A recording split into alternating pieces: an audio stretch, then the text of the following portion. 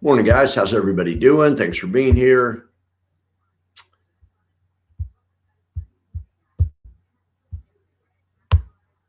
Let's see what's up. There's no daily factor show last night. I'm sorry about that. I was working on some other stuff. Um, but we'll get back to the daily factor tonight. And tonight is Mr. Monday, right? Misty Monday or whatever. So we'll also look at stretch and stride and those types of things. And then when we do Mr., we usually do Coinbase also. So we will look at Mr. and Coinbase and maybe even Hood. I think there's only a couple of Hood surrogates. It's more fun when 5 or 6 companies have versions of it, like Mr. There's MST, MSTW, MSTY, MST. What's the other ones? And then there's IMST from Amplify, right? Or no, from Bitwise. And then there is another couple. All right. So looks like Bitcoin is kind of grinding. There was some wild moves this weekend. I woke up Sunday morning and it was cratering, and I turned it on a short-term chart. And while I was watching it, it cratered like $2,000. I was watching. Let me find it here. I guess it was. I'm trying to think. Yeah, it was this.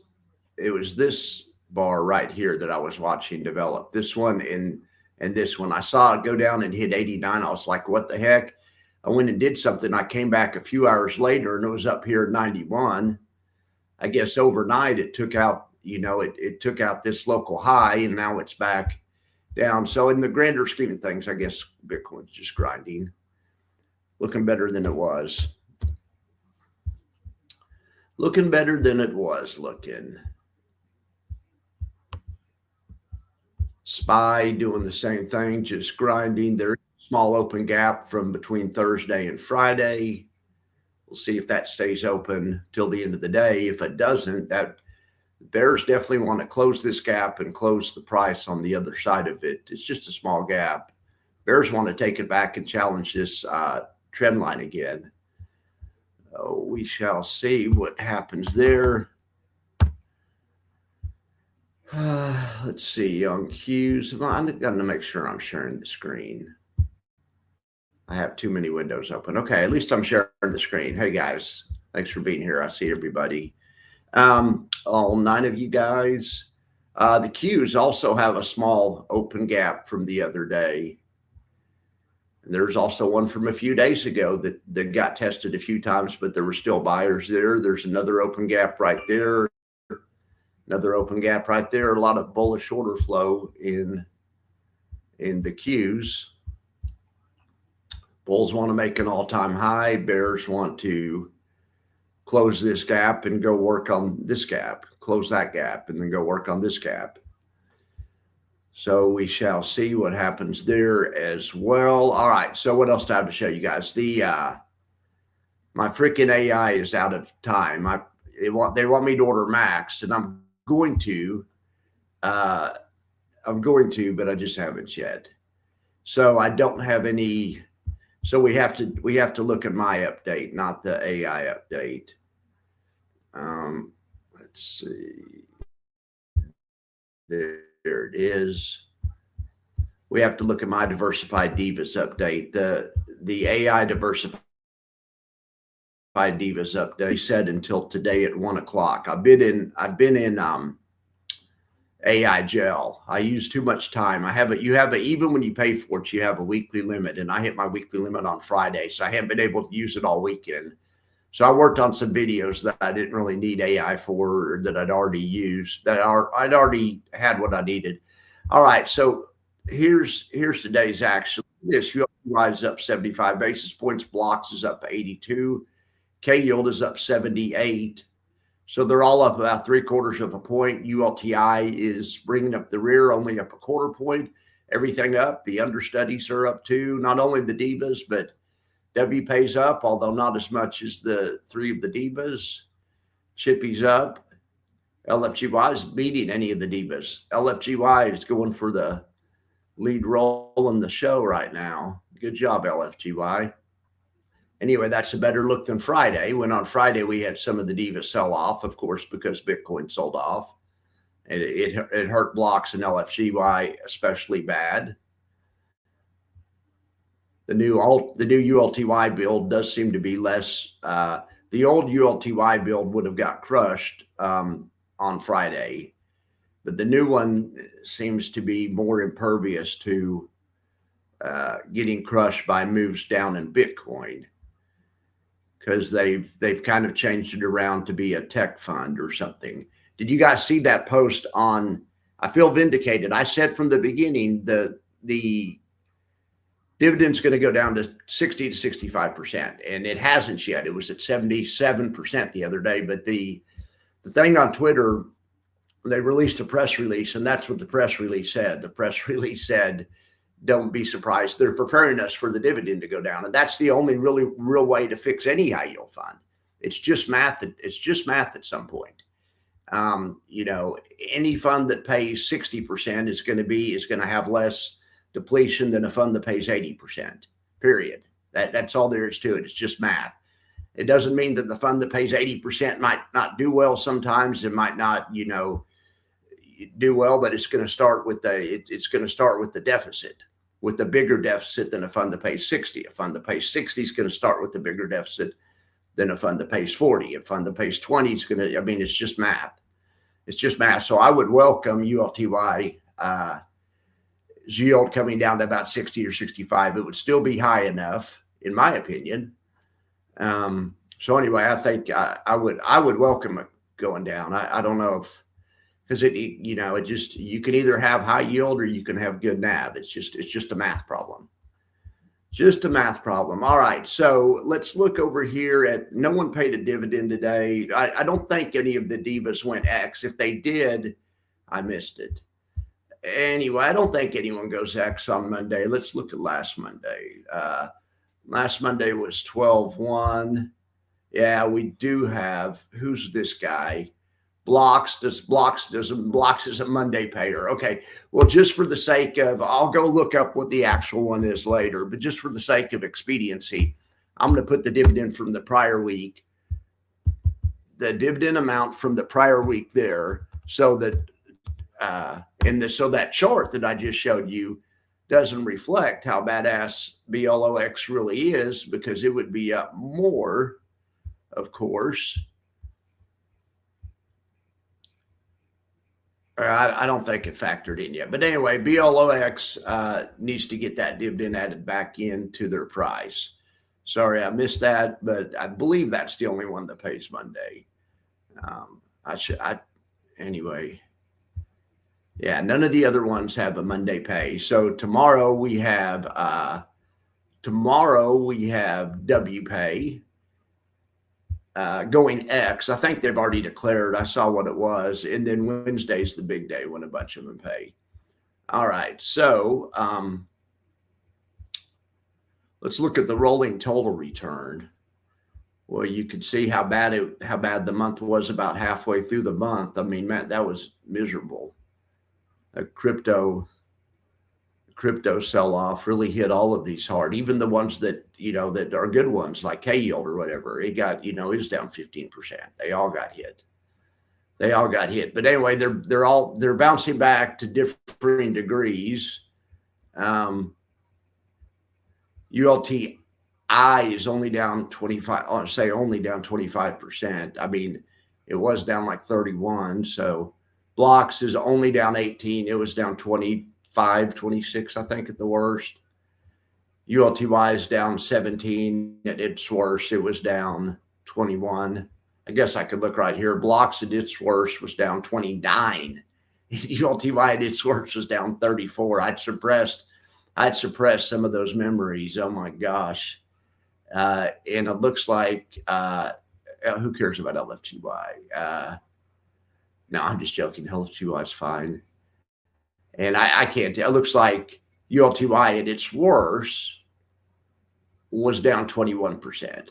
Not nearly as it's a way better than all these other ones at protecting capital, than blocks at ULTI at protecting capital on the way down. That's what they do. But because of that quality that they have, which is awesome, I love it, they also don't go up as fast. So they went from being down 21, which is ugly, to being down 17, whereas blocks doesn't worry about protecting capital, or really ULTI doesn't seem to either. But let's just stick with blocks. The blocks went all the way from down 29 to down 18. It goes down faster, but also goes up faster. It's getting ready to pass ULTI. Anyway, all right. That's enough on that. That is enough on that. But this stuff, see right there, resets Monday at 1. So anyway, all right. So we can look at some other stuff, though, or we can talk about whatever you guys want to talk about.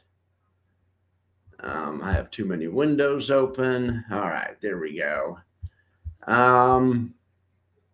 Hey, Dividend Degenerate Bond, thank you for being here. Grumpy's here. Looks like Bitcoin is headed down to 89 again. Another CME gap to fill. I didn't notice that, but that's a CME gap. Good point, because the futures don't trade on the weekends. So there is a gap. Probably that's good. I hadn't even noticed that. I always just look at the Coinbase, but you can see the gaps really clearly on IBIT also. And I think IBIT's important to look at, because it's it's how all these funds invest in, or it's how a lot of these funds, it's what they use to sell options on crypto. But if you're talking about this gap between Friday and Monday, but then there's a huge gap here between last Monday and December 1st and December 2nd. There's an overnight gap. So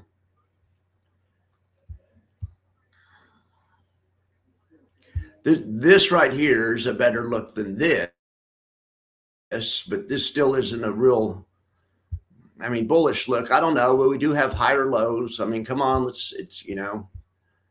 higher lows are a step in the right direction. But there's just been so much damage done. It would have,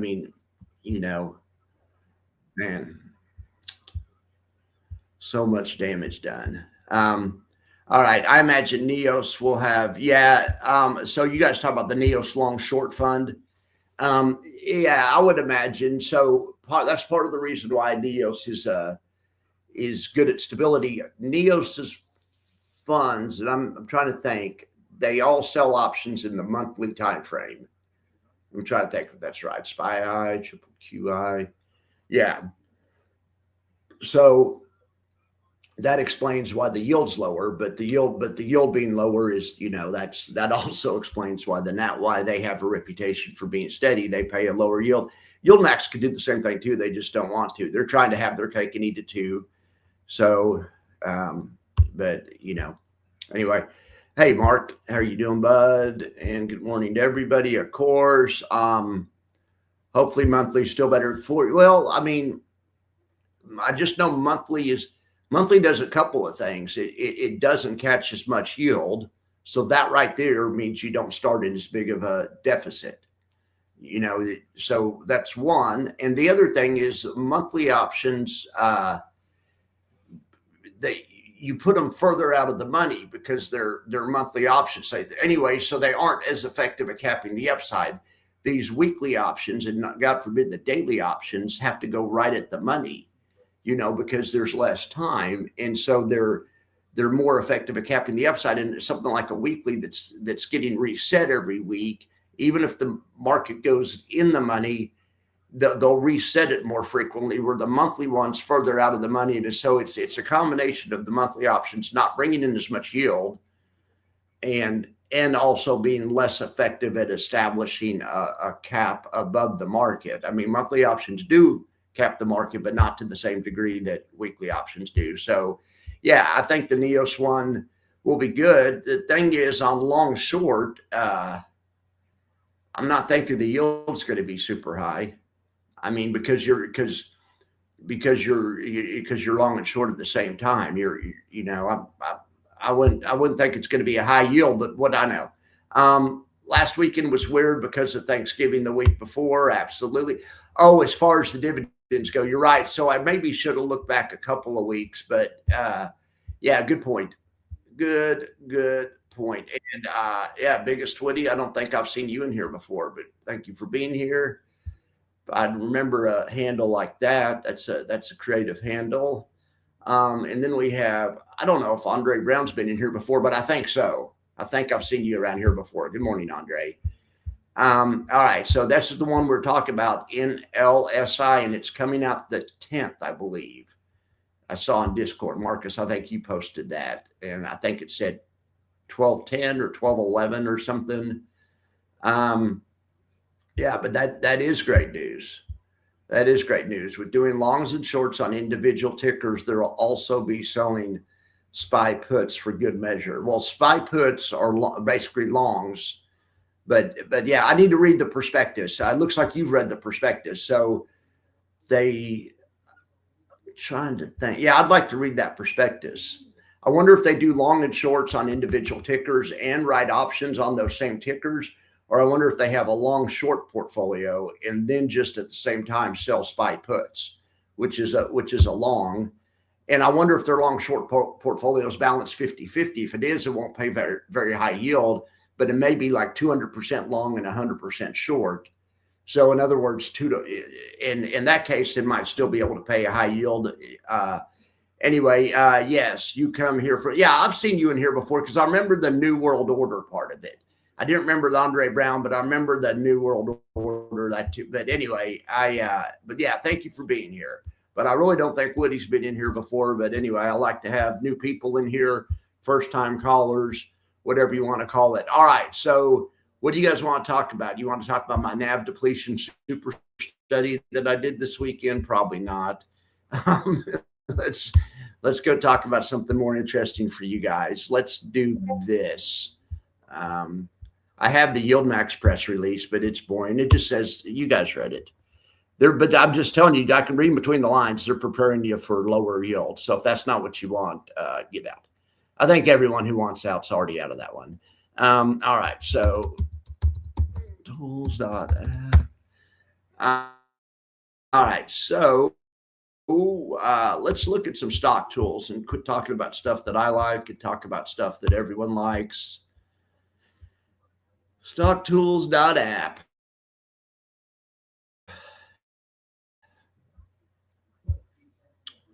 Income ETF analysis, but I really liked that video I did this weekend. I thought it was one of my better videos, man. And that's why I didn't have a live on last night. I'm trying to make a part 2 to that video. And I worked on it all night last night, but it's just not quite ready yet. The part 2 is going to be really interesting. Part 2 is I test ULTY and SPY through every 5-year period of history in the past 33 years. I pulled out a couple of periods, some bad ones and some good ones, and looked at them. But there's no reason why we can't test it through every 5-year period and then look and see how so we can anticipate how SPY and ULTY would do in a 3-year pullback like we had in 2000, 2001, and 2002, and it's not good.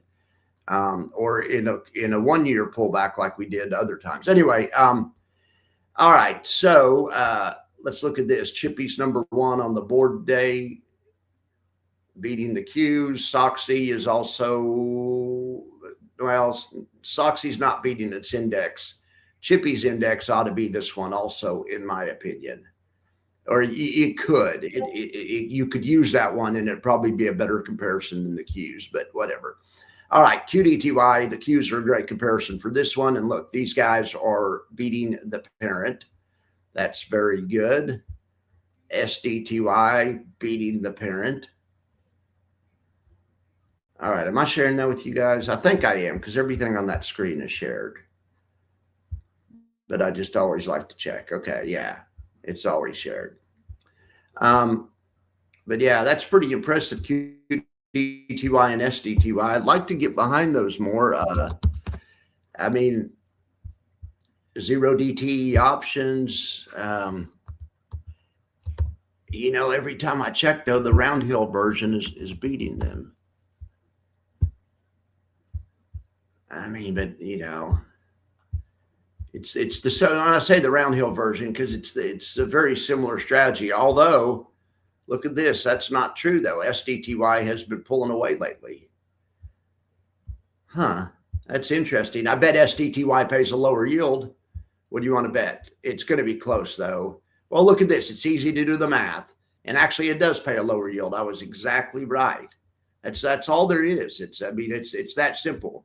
Yeah, there's different strategies that do better, but the strategies that do better always pay lower yields. So which came first, the yield or the strategy? But yeah, there you have it. You pay a lower yield, you get better NAV, and not always better total return, but always better NAV return. And so look at the NAV. Their NAV was down 5 points. These guys' NAV, and this since inception, was down 8 points or 7 points. I mean, it's just, you can also look at the dollar difference in dividends. If you put the dollar difference in dividends back into this one's price, it'd be the same as this one. It's the same thing. It's the same thing. Really the NAV, that's all. Like I always say, people, I like to oversimplify stuff, but in this case, you look at a high yield fund.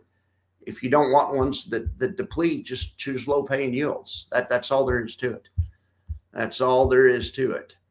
And I'm talking over the long run. Yes, on individual days, you might have one that pays 100% yield that has a great day or a great week because of some anomaly. But you look over any period of time, that's all there is to it. Anyway, so back to stock tools.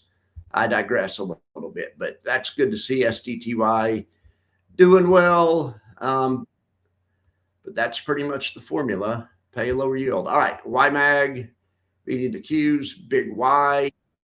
Big Y is a good example of pay a lower yield and it solves all the problems. That one's from YieldMax, but has no erosion or no excessive erosion, but it pays a tiny yield. So anyway, RDTY, boy, YieldMax is killing it. And the reason for that is because some reason it defaults to YieldMax. I think Rob's taking money from YieldMax. I'm just joking. I'm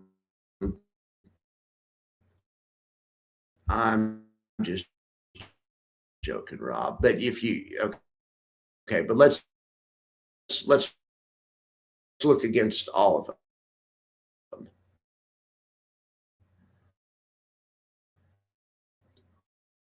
them. There's some W funds up there. They're going. I did not get that.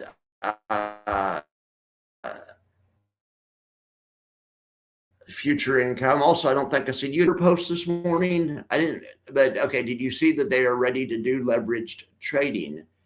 Yeah, I didn't know they had a newsletter. I mean, maybe they probably do. They have something to sign up for that I didn't sign up for. I thought I was all signed up for that, but no, I didn't see that. If somebody gets me a copy of that, I'll look at it.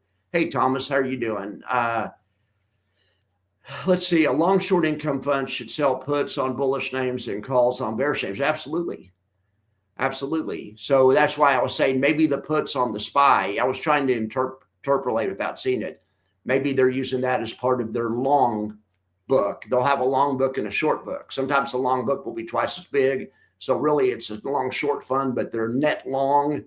Or sometimes it'll be truly 50-50, and they'll have half in each. But yeah, absolutely.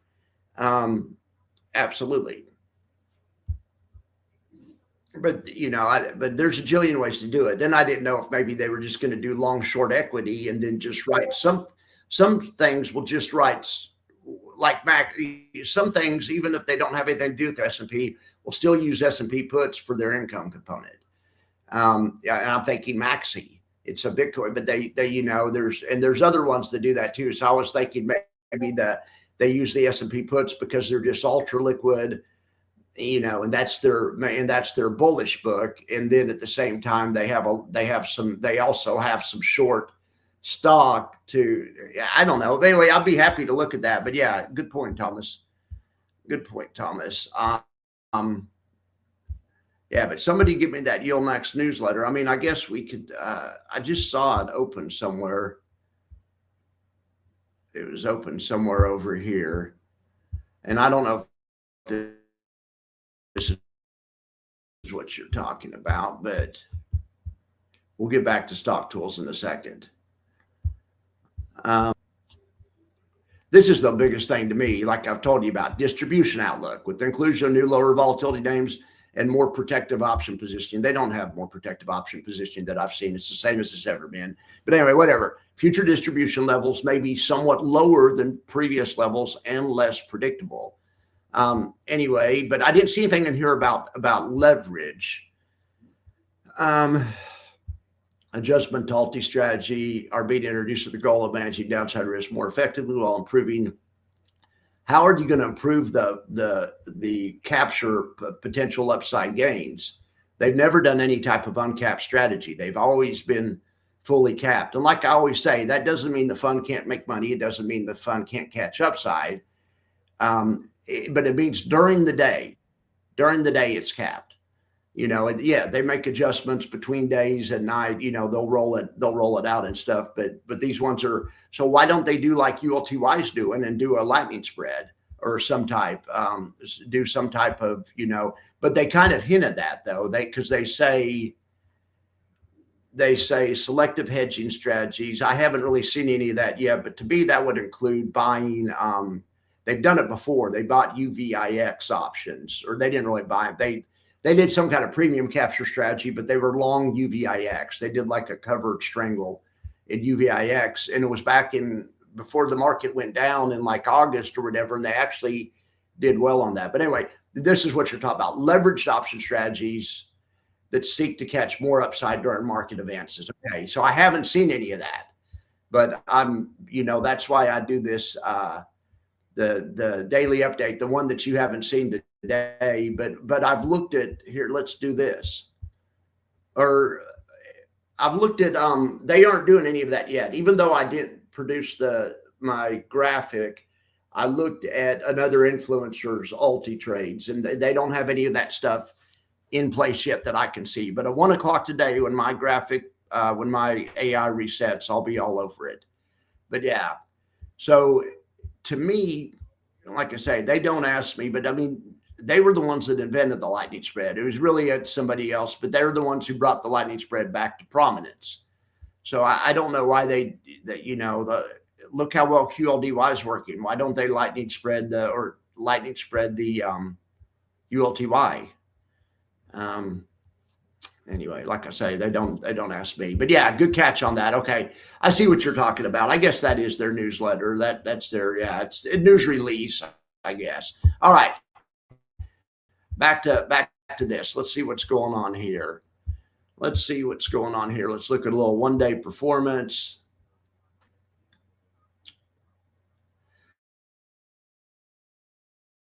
SDTY did look good though. I wasn't throwing shade at it, but I mean, that's that another company could come out and do S&P based 0 SDTY on just paying half the year that it does. Do the thing that SDTY does, but only ride on half the portfolio. Instead, either SD really is. It's, I mean, right here is a rolling right here on this chart is every distribution that ULTY is paid. And I divided it by that day's price. So in other words, people that are doing dividend capture programs that buy the stock the day before, capture the dividend. This is what they realize. So at its highest, it was 113. But back there in these high peaks, this was before ULTY started using callers. When they started using callers, buying the extra put, it took some off the dividend.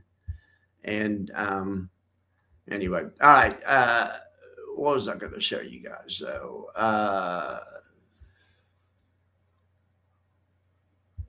This is what I was going to show. Here's the Alti Daily Tracker by ETF Delta. I know a lot of you guys watch this, but I haven't really seen anything in here that is, he doesn't really have the option trades. I'll have to get he has the money over here, but I don't see any long volatility or anything. I'll have to get in the middle of that. But yeah, I would love them to have some more leveraged upside. You know, there's other funds that do it successfully. I mean, Blocks and ULTI have, do a good job by using lightning spreads. All right. Well,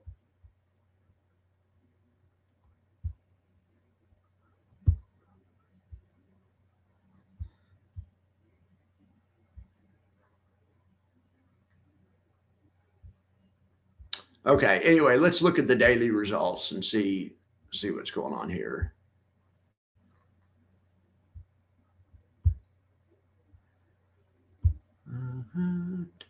All righty, Carvani. So even though it's not set just on YieldMax anymore, YieldMax is still dominating today. Carvani at number one, Dre at number two. There's no way this isn't ITH. Yeah, this is set on everyone. Okay, yeah. Well, good morning for YieldMax. Anyway, Carvani's killing it. Dre's killing it. I don't think there's a Carvani and a Dre substitute in Round Hill, or they would, or the Round Hill one would probably be ahead. But look at AIYY having a good day. YETH having a good day. Hui, the first non-YieldMax one is AVGO. Based on Broadcom, it's up 1.5. Parent's up 2.7. MSFO looks good. Hui, MSFW, YBTC. Nice to see Bitcoin finally bouncing. Even Coney's getting in on some of the action. Look at Coney outperforming the parent. Parent's up 51 basis points. Coney's saying, hold my beer. Let's see who the biggest parental outperformers are. We can sort it by that. Crash, TSYY. Wow, TSYY really beating the parent good. But of course, the parent's down. I wish there's a way to sort these for beating the parent and up, because sometimes beating the parent and down, Murney will get on the list all the time. But anyway, it's fine. If these things are supposed to beat the parent on the way down, I mean, that's the only saving grace to these types of strategies. All right. Well, but Chippy, Abney, Murdy, see, it never fails. Murdy's always on this beating the parent list because it's always freaking down.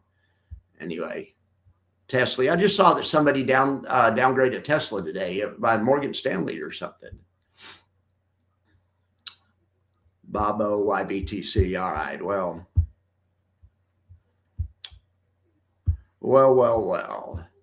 All right. Let's see. Yeah. Hey, DJen, how are you? Mike K was talking about the new strategy in Alt-I last week. Oh yeah, that's it. They've been talking about it for a while.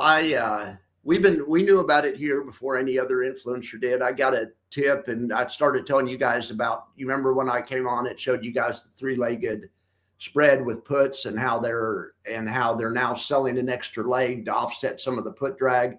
They were concerned about the put drag. And I found out in about the second week of November or whatever. But I didn't hear anything from my source on anything other than put drag. But then also Mike Coe was going around just talking about the different stock allocations, and not to mention we started noticing it. Yeah. But the little three-leg trick, that's their deal that they think is that's their strategy. And they did really well with the last week. They still have some trades on right now. These guys are killing it. They are absolutely killing it. Of course, the market's up though. It's these things are just premium collection machines, but they collect premium from the market's upside. I mean, and from the IV, but the market's upside has to cooperate for the NAV to cooperate, let's just say. But yeah, so here's like their position in Micron, for instance, it's up $1 billion. Let's see if they did a 3. Well, I was trying to show an example. On this one, they just did a standard 2-leg collar. But they haven't been doing that as much. And I'll show you why.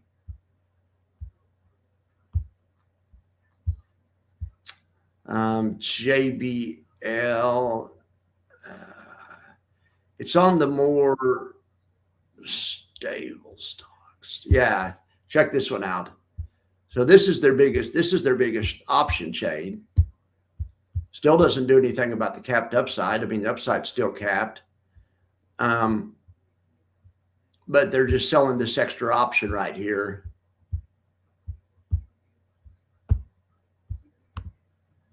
See where that says 25? This thing's going to make $25 today in time decay. This thing is going to make $48 in time decay times 1,600. So both of those. This thing is going to cost them $18 in time decay, but the old days they just had a call and the put that was costing them. Now they have an extra put bringing in money. Really, this put bringing in money is going to make this protection not really cost them any time decay. And also this brings in more premium. This is what I was talking about when I said they aren't. Yeah, they're capped they're capped. But like right now, how capped are they? If this market goes up, this position will go from 1.7. Let's say this thing goes up 5% today. Okay, well, this option position is worth 1.7 profit to them right now. It costs 7.7 million to put on. It's worth 1.7 profit. So the market goes up another 5% today. Well, yeah, they're past their cap point, but because the options still have time premium in them, no, these guys aren't, they'll make another, they'll go from being up 1.7 to being up 2.4. There's more money, it does make money if it goes up. Same thing if it goes down.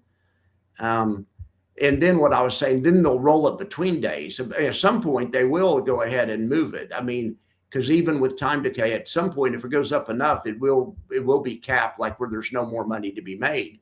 But in this position right here, there's still money to be made. This thing keeps going up. They still have a positive correlation to the market. So that was the main change to me, is the three legs. But using the more stable stocks has helped too. Let's look at ones that are closed. I think they closed a big winner last week. Now ULTI closed a big winner though. Look at that on ADI. Wow. Here's ULTI and Costco, and no, this is not a big winner. This is a loser. Boy, ULTI's been killing lately. There's a bullish trade right there. Anyway, but yeah, Mike K talks about that a lot. So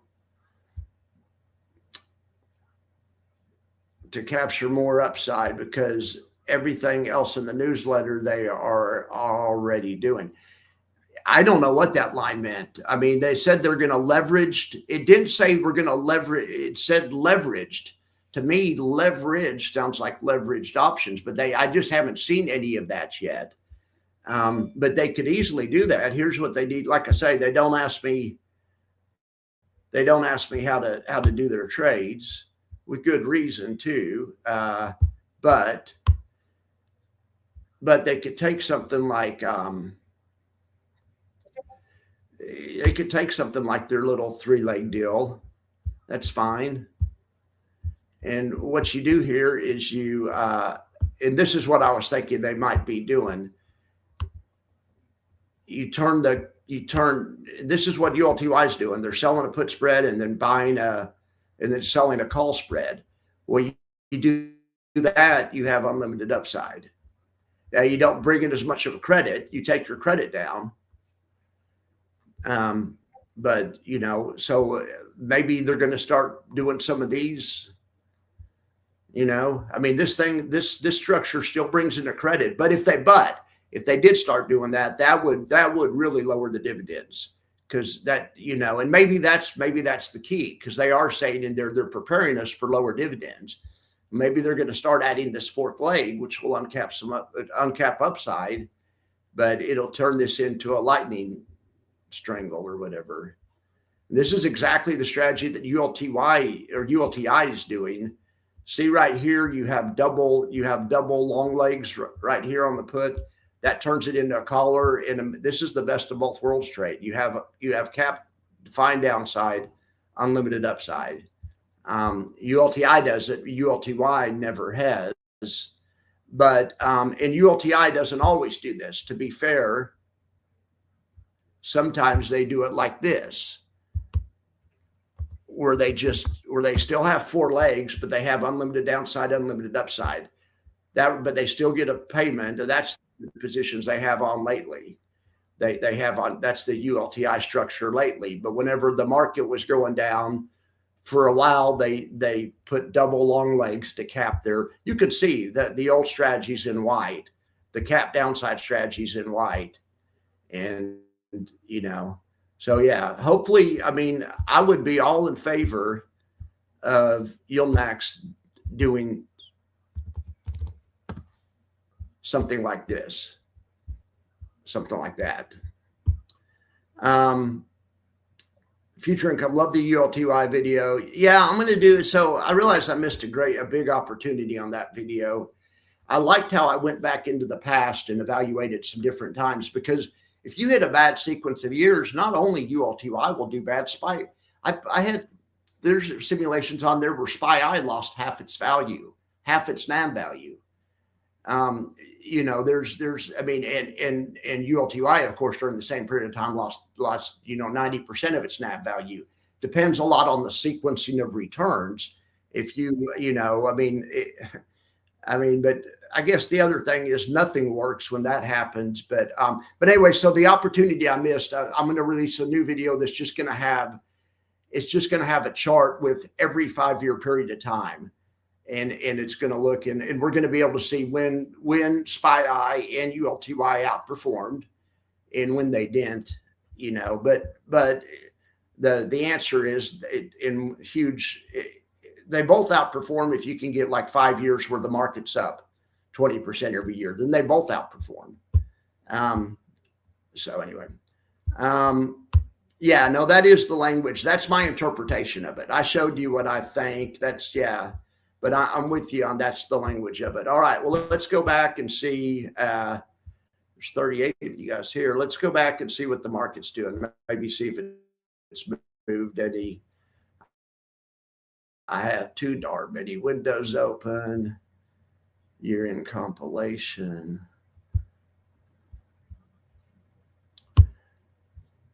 Yeah, there's Bitcoin selling off. It looks like it filled that gap we're talking about, you know, but that could be bullish if the bear and at least stays in this day's range, or maybe even reverts to this mean up here at 52. Hopefully that can be bullish. We'll look at Bitcoin futures to make sure it's the same. We're talking about the same thing. All right. So these are CME Bitcoin futures. Oh, there is a small gap there between, look at that. That's Friday to Monday. There is, and look where they stopped at. I mean, they haven't quite got there yet, but yeah, no, that's exactly, I forget who mentioned that, but that's exactly what you guys were mentioning. Well, yes, futures. Yeah, but be looking for that. That video last night was called "Why Can't Alty's NAV Go Up?" and that's really a part 2. But I forgot to put part 2 on the thumbnail. So, but be looking for a part 3, and it's going to be a lot shorter. But it's just gonna show a chart of the past, of, you know, of the past. Let me show you what I have here. Is this it right here? No. NAV depletion white paper.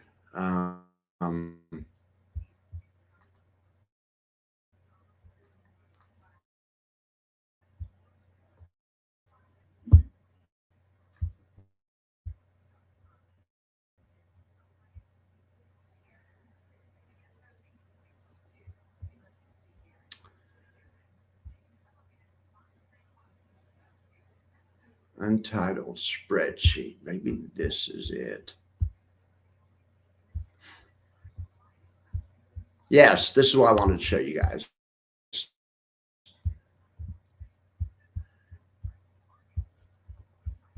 For the people that didn't see the video. All right. this right here is the past 33 years of SPY performance. You can see in the late 90s, I mean, look at this. We're up 30%, 20%, 30%, 25%. And then, 17%. But then that was followed, then 2000 hit and we had 3 down years in a row. I mean, that's why it depends if you put on one of these strategies and the next 5 years are reasonable, but if you hit a series of 5 years where you have like a down 20 or 30% year, it'll knock ULTY's MAV down so far it makes it hard to recover. The same thing with SPY. I tested one last night, and like I said, SPY's NAV was down 50% at the end of the period. But I was doing something last night where I was just doing a random number and then picking those 5 years from the random number. But then last night I went through and I got every 5-year sequence, and I'm just putting it together right now. But yeah, the 5-year sequences in here and in here and in here, this 5 years, if you would have started in 2019 with the loss, even though you had big winners and then ended with the loss, that was not a great 5-year sequence. Neither was the 5-year sequence starting in 2021, 2022, 23, 24, 25. That one was not a great sequence. I mean, so anyway. All right, guys. Well, I appreciate y'all for being here, and I will talk to you guys later. Remember, not financial advice. Check anything you hear with the financial planner. There's my PayPal if you want to send me a tip, but check everything with the licensed financial planner. And don't forget, you can also like and subscribe and all that kind of stuff. Give me a thumbs up, whatever. All right, guys. So I'll be back later. I'm excited because I just have 3 more hours and then I get out of AI gel at 1 o'clock. I'll probably be back in AI gel by the end of the day, though. Hopefully not that fast. But all right, guys. Well, thanks so much for being here, and I will talk to you guys later. See you, Mark.